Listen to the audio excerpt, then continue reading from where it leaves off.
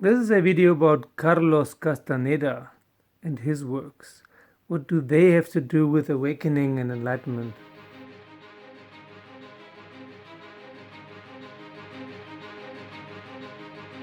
Good morning. This is Wake Up with another video about awakening and enlightenment, this time about Carlos Castaneda. He was someone who influenced several generations of seekers after truth, seekers after consciousness. His books, of which there were many over decades, influenced so many people, and so many people thought it was necessary to take psychedelic substances like psilocybin or mescaline or nightshades or LSD or whatever to wake up. In the books, it is described that those substances help to stop the world. What is meant with it? It is to get out of our rationality complex, out of the delusion that what we perceive is really what is real.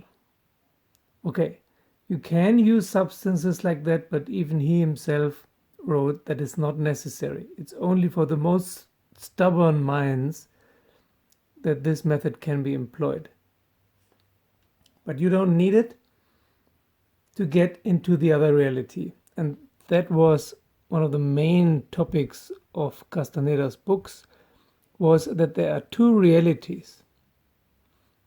And it took him years, decades actually also, to synchronize these two, to get what he did in that reality and in the other reality, because he couldn't remember the other reality while he was in one.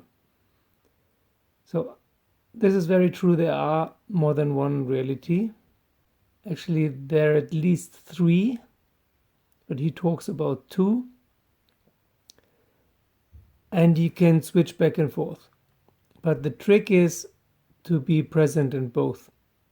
That's really one of the most important things for someone who is awake but not yet enlightened, is to be conscious of the different, let's call them realities. Another thing that was key in his writings, and that is still one of the best terms ever invented, was the term internal dialogue. The internal dialogue is the constant babbling in your head, and it is very necessary to be aware of it. And at some point it will stop babbling. It's just a habit. It's just a habit driven by fear, that once it stops babbling, it will die. Which is more or less true. Only you will not die. It's the dialogue that dies down after a while. And it can be quiet, but it has to be practiced just as the constant babbling has been practiced all the while.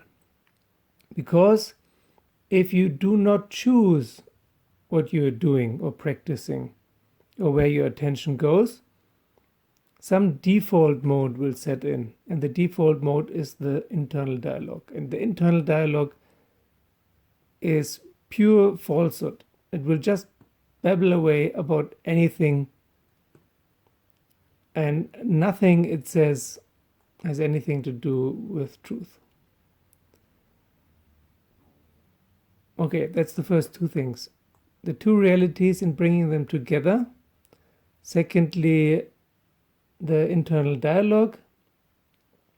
Thirdly, the jumping into the abyss. He talks about jumping all the time. That was his aim set by his teacher. No matter if this teacher ever existed, we don't know if Don Juan existed, and there have been many critics who said that Castaneda just made it all up. It doesn't matter, because wherever he got the information, from his own experience or from books or interviews or whatever, it corresponds with the truth in many regards. So jumping into the abyss is enlightenment. Jumping into the abyss means, or jumping off the cliff or whatever he described it, is the event horizon dropping away. It's non-duality. That's also when the two realities come together, and it feels like jumping because your ego is gone. And the last thing he wrote about, actually the two last things he wrote about, but I only think one is important. The one is tensegrity, his movements that he released shortly before he died. I don't think they're exceedingly important. It's just the same as Hatha Yoga and Qigong and so on. You can do it, but you don't have to do it.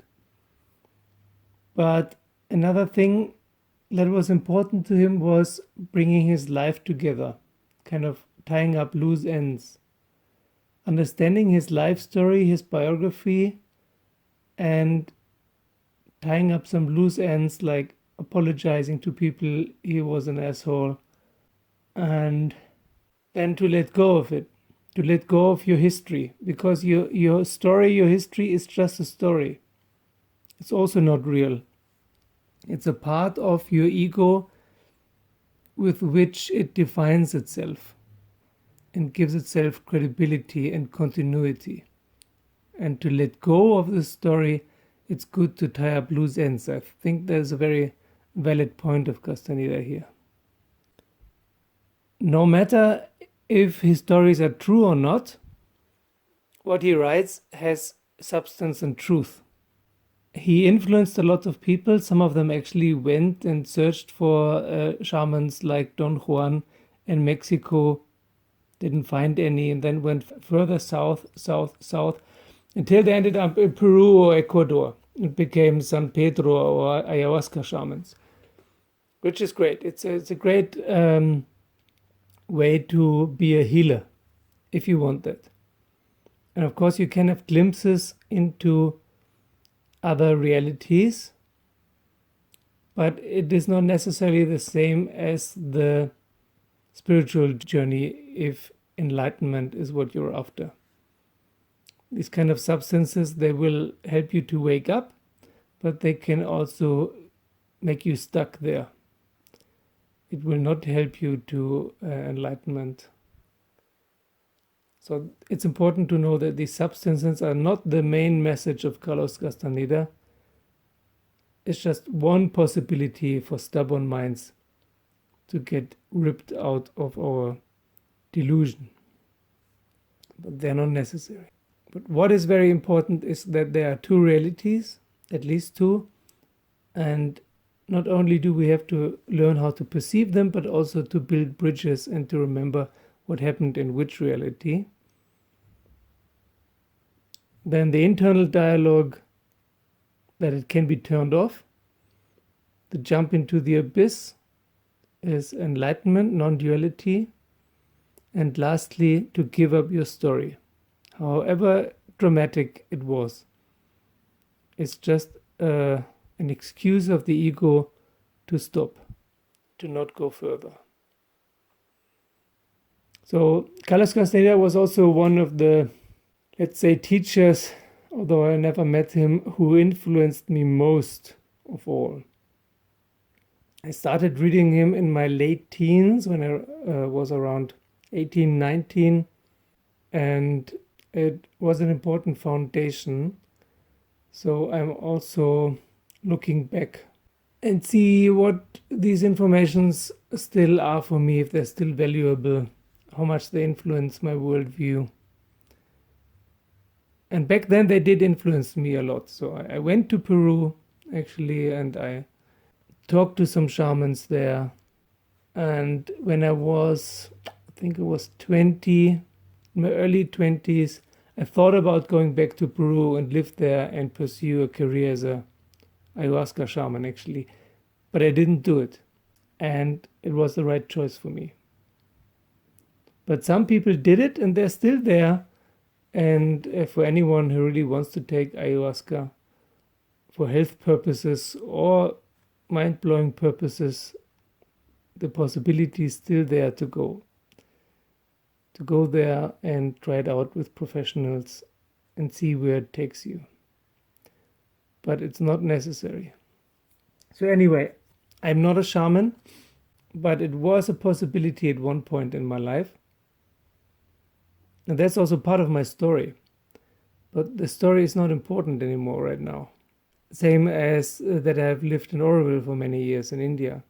It's just part of a story. Also all kind of things, positive and negative, that I remember from my childhood, however much they influenced me. At some point, it's good to let go. It's just a story. And the internal dialogue loves that story more than anything else.